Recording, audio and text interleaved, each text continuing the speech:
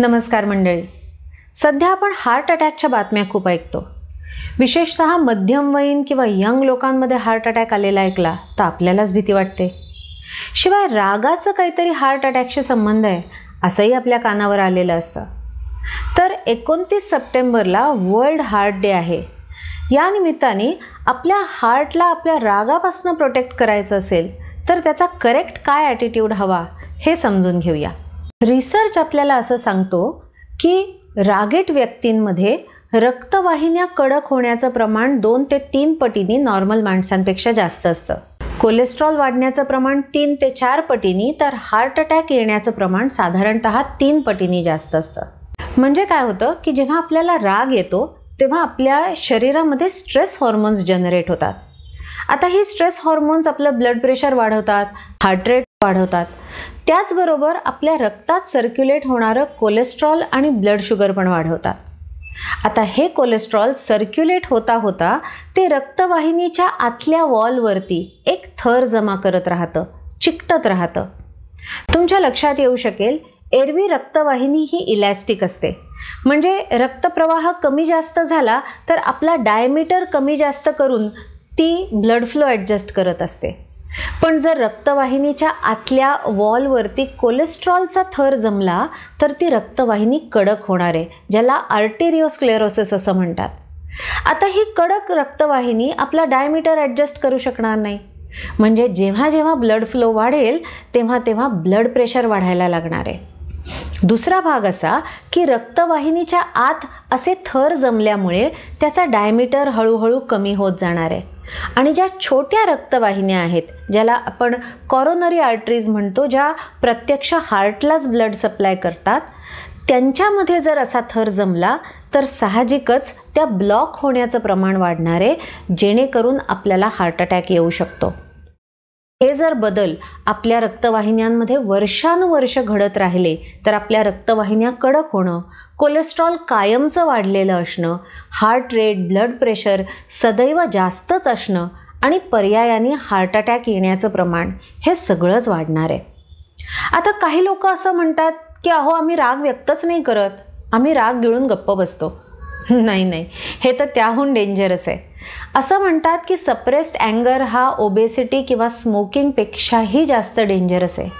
याचं कारण असं की तुम्हाला राग आल्यानंतर तुमच्या शरीरात जे काही बदल होत आहेत ते तुमचा राग जोपर्यंत शांत होत नाही तोपर्यंत तसेच राहणार आहेत. म्हणजे जर का तुम्ही राग मनातच धरून बसलात तर ते बदल दिवसभर तुमच्या शरीरावर परिणाम करत राहणार आहेत.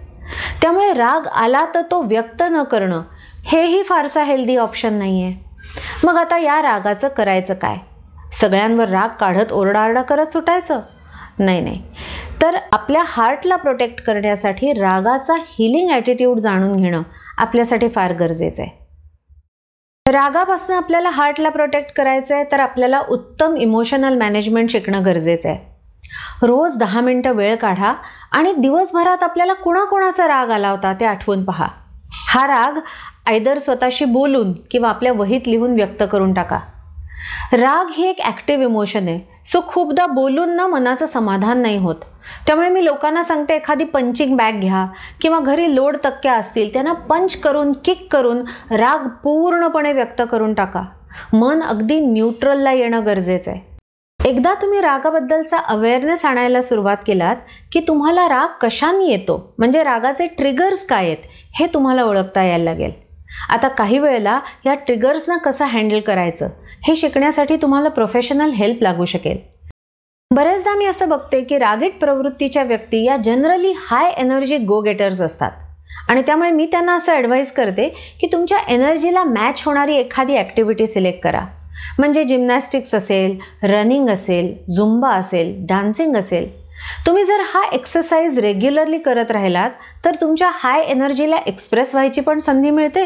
शिवाय एक्सरसाइजमुळे तुमचं ब्लड सर्क्युलेशन चांगलं राहायला मदत होते. म्हणजेच रक्तवाहिन्या ब्लॉक होण्याची शक्यता हळूहळू कमी होत जाते. ब्लड शुगर आणि ब्लड कोलेस्ट्रॉलही मॅनेज होतं, वजन चेकमध्ये राहतं. त्यामुळे एक्सरसाइजचा सर्वांगीण फायदा आपल्याला रागीट व्यक्तींसाठी होऊ शकतो.